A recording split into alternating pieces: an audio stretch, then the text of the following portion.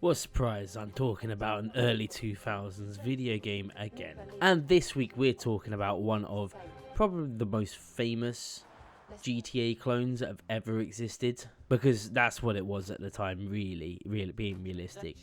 It was just a very fucking good GTA clone, I'm not gonna lie. Definitely one of my favourite games of the PS2 era, just for the pure nostalgia and the stuff you can do in this game. This game's always reminded me of like if Guy Ritchie made a game, because if you're a fan of like Snatch, Lock, Stock, Rock and Roller, anything like that, I can't remember what's that show on Netflix, The Gentleman, Guy Ritchie, then you're gonna love this game because it's got that just the right level of completely unrealistic British London accents in it. And I'm from North London, like I can almost find my house on this game, my childhood house, not my actual house at the moment. I'm not a millionaire. And if you haven't worked it out by the footage that's playing and the game that I'm talking about, I am of course talking about the Getaway game. I will be talking about both of the Getaway games today. But first we're just going to start off from the very beginning, start with the first game, and that is of course the Getaway. It came out in 2002 for the PlayStation 2 and wasn't released on any other console. So it's a PS2 exclusive, and I don't know if you can play it if it's backwards compatible.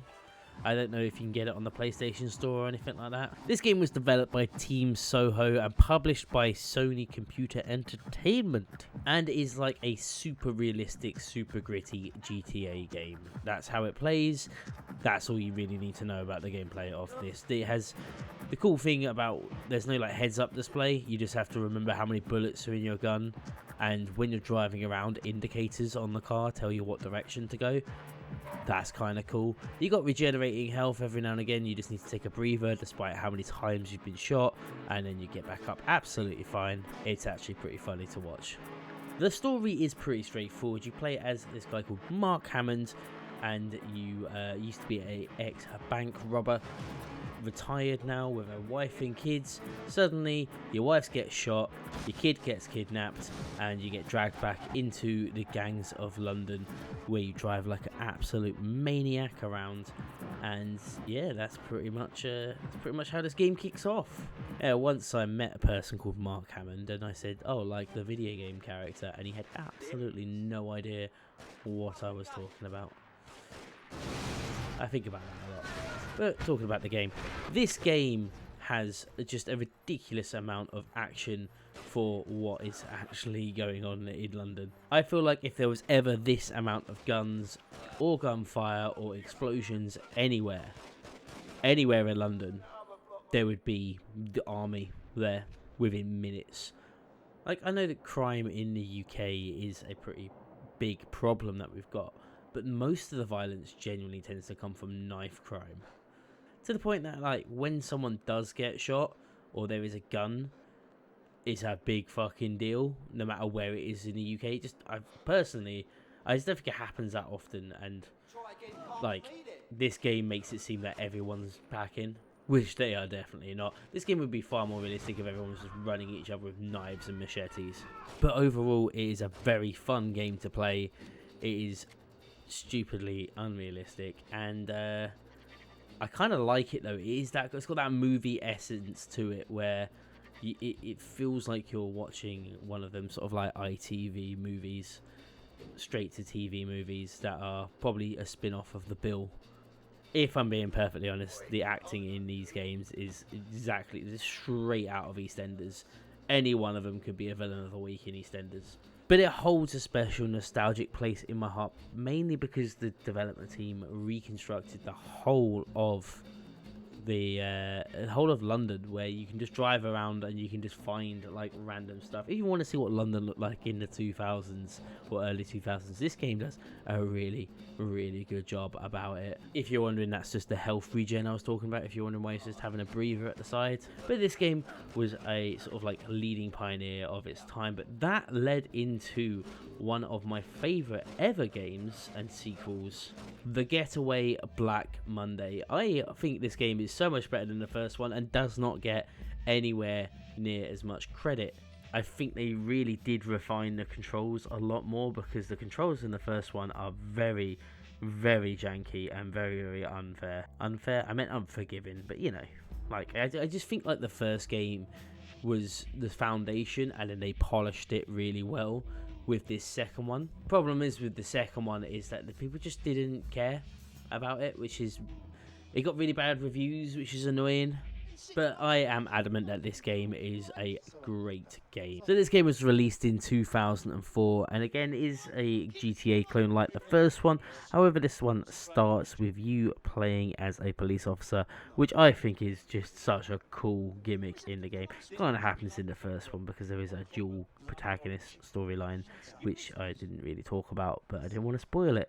So, as I said, this game came out in 2004, developed by London Studios, so different developer this time, but still published by Sony Computer Entertainment. Again, it follows the same sort of tradition of the first game, where everything being completely over the top and straight from London, everything being from EastEnders in the terms of acting ability, and the action from Hollywood, but just set in the suburbs of London, or just all around London. Because even like our armed response police, I don't think are as gun happy as this game makes them out to be. I really don't think they're like this. They could be. I could be completely wrong and completely ignorant and misinformed, but something tells me they know. They're not like this at all. They got that right level of cringe backchat between every sort of character in the game, where they just sound like the worst Cockney you've ever heard in your life. But what I do like about this game is the controls, like I previously mentioned, have been completely redefined and are just a lot more fun, a lot less sensitive to play with, and more just like...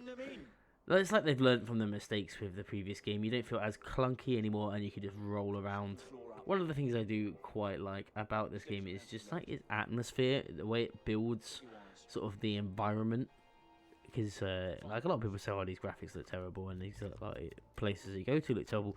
But then there's a lot of places in London that look just as bad and as grim as gritty. So I think it does quite a good job in that sense. Now, when this game came out, it received a Platinum Sales Award, much like the first one, and seemingly did quite well. But like the first game did really well, but the second game, the reviews were not as kind. I don't know whether people were expecting way more, but it got like very middling reviews. Now, one thing I will say, even on the PlayStation 2, this game has some bad frame rate drops. Like every now and again, it's just, you can't see what's going on. It tries to do too much sometimes. There's scenes where your like flashlight comes on, and then it just like it's just too much stuff going around. It just chugs along, which is noted in some of the reviews. So I can kind of see like why some people criticize it for that. And again, the AI is not great. If you're expecting anything, it's going to be your character to do the stuff, do the things. Sometimes it's not particularly clear what you have to be doing or where you're doing it, but that is the standard with like early 2000 games, so I don't see why people were so upset about it. Then again, I am reading reviews of the time, so I guess people just expected more, and that's probably why it got such a bad review. But I would say give it a go, give it an absolute try. I really like this game. I think it's one of my favorite, well, not one of my favorite, but it's definitely up there with some of the best games on the PlayStation 2. But that is subject to your own opinion, so give it a go. Play the first one, then play the second one. It's like one continuous story in some way, kind of. They're not really connected, but they are connected. You just have to see it, I guess. And what was really interesting about this is this game actually had a weird sequel and spin-off. So it had a sequel on the PlayStation Portable, the PSP, called Gangs of London, which was then released in 2006.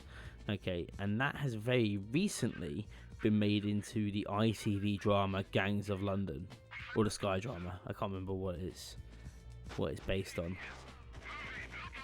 Yeah, Sky Atlantic, sorry. Which is absolutely wild to think that this has gone from PlayStation 2 game to PlayStation 3 game, and then like, what, a 14-year gap from 2006 to 20? No, 18-year gap. And then it's been re-released as a Sky Atlantic show or HBO show. That's just mad to think about. Also, the driving in this game is chaotic. So chaotic. I don't know if it's my controller or if it's the game, but there seems to be only one speed, and that's full. And then that's pretty much it. Also, one more thing I will say about the controls. I hate games that Like everyone, I don't know if this just wasn't a standard at the time, but if you hold down the brake button, your car stops, then it reverses, right? Because in this game, brake is reverse is a different button to brake, and it pisses me off. Anyway, that has once again been me rambling on about a game that's very near and dear to my heart, a game series that's very near and dear to my heart. I would absolutely love to hear anyone's opinion on this game or game series, whether you think I'm wrong saying that the second one's the best, or whether you think the first one's the best. Either way, put in the comments below what you think of this game, if you remember this game, if you've ever heard of this game. I would absolutely love to hear your thoughts, feelings, and whatever about this. If you have enjoyed this video, please remember to like the video, subscribe to the channel, or don't, doesn't really bother me. It is completely up to you, but it is only the best way to keep up with all of my YouTube shenanigans, being that I post like gameplay videos during the week, one sort of retrospective video like this a week, and yeah, that's pretty much just where all my content comes out. Sometimes I'll put out a short on TikTok or something, who knows. If you want to see my entire gaming collection, you can check me out on Instagram at the Retro Gaming Goose. Very soon I will have a complete games room, and it will be very good. I will finally be accepted. Anyway, thank you so much for watching, and I will see you in the next video. See you later.